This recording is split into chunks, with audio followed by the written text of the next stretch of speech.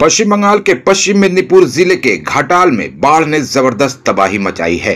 बाढ़ की हालत का जायजा लेने के लिए राज्य के disaster management minister Javed Ahmed Khan Ghatal के दौरे पर पहुंचे।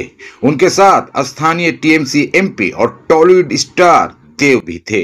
जावेद अहमद खान और देव ने स्पीड बोट के जरिए पूरे इलाके का दौरा किया और बाढ़ के हालात के साथ साथ बाढ़ से हुए नुकसान का भी जायजा लिया।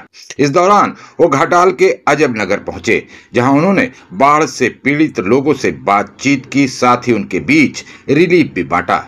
इस मौके पर जावेद अहमद खान ने कहा कि हमने प्रशासन की तरफ से इलाके में नाव समेत सभी मशीनरी का इंतजाम किया है।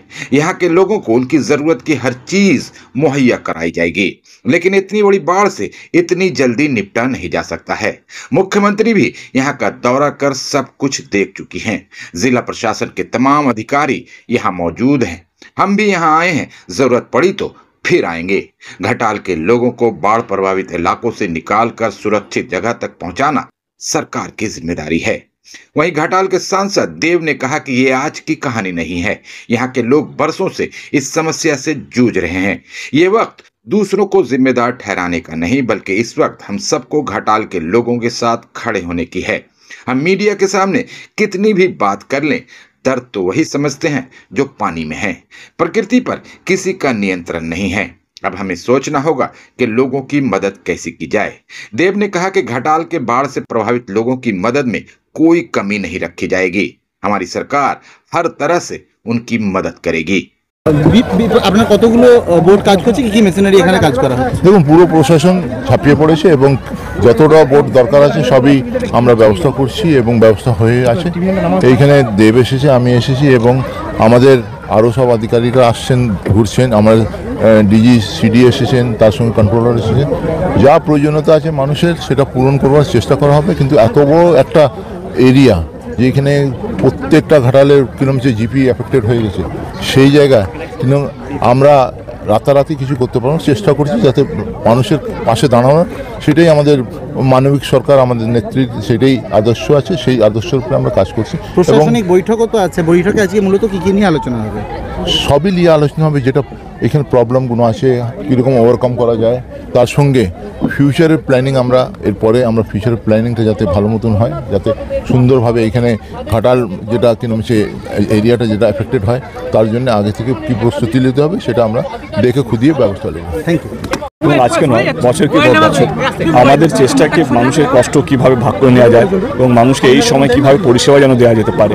এবং অনেক বাড়িগুলো জলের তলায় আছে, দেখতেই পাচ্ছেন, এবং অনেক বাড়িতে বাচ্চারা আছে, খাওয়া দাওয়ার অসুবিধা হচ্ছে। সেই ত্রাণের জিনিসগুলো যেন আমরা পৌঁছতে পারি, এইটাই চেষ্টা। দাদা, ত্রাণ নিয়ে মানুষের মধ্যে একটা হাহাকার, একটা মানে ত্রাণ নিয়ে সমস্যা। দেখুন, এটা সত্যি, কারণ কতগুলো মানুষ, কতগুলো বাড়ি জলের তলায় আছে। কিন্তু আমাদের চেষ্টাকে যেই বাড়িগুলো পৌঁছতে পারেন, যেই বাড়িগুলো থেকে আক্ষেপ বা কষ্ট আছে, সেই বাড়িগুলো পৌঁছে তাদের আক্ষেপ, তাদের ক্ষোভটা, তাদের কষ্টটা যেন আমরা ভাগ করে নিতে পারি। দাদা, কাল থেকে আবার নিম্নচাপের ব্রুকুটি, আবার জল বাড়ার একটা আশঙ্কা তৈরি হচ্ছে। তো এইটা তো প্রকৃতির জিনিস, এখানে তো আমাদের কারোর কিছু করার নেই। মানে ইটস সামথিং যেটা ন্যাচারাল ক্যালামিটিস, মানে যেখানে কোনো সরকার, কোনো মানুষ, কোনো প্রশাসন, কোনো মন্ত্রী কিছু করতে পারবে না। আমি শুধু ঘাটালবাসীদেরকে একটাই কথা বলতে চাই, যেমন জাবেদদা এসছে, এবং জাবেদদার সঙ্গে প্রথম দিন যখন এসেছিলাম এখানে কী কী অ্যাসেসমেন্ট হয়েছে, এখানে বোর্ড দরকার ছিল, ত্রিপল দরকার ছিল, যে জিনিসগুলো জাবেদদাকে আমি তখনই ফোন করি এবং জাবেদদা তখনই স্যাংশন করে এবং তিনি কথা দিয়েছিলেন আমিও যাবো। আজকে জাবেদদা এখানে এসেছেন, তার জন্য জাবেদদাকে ধন্যবাদ।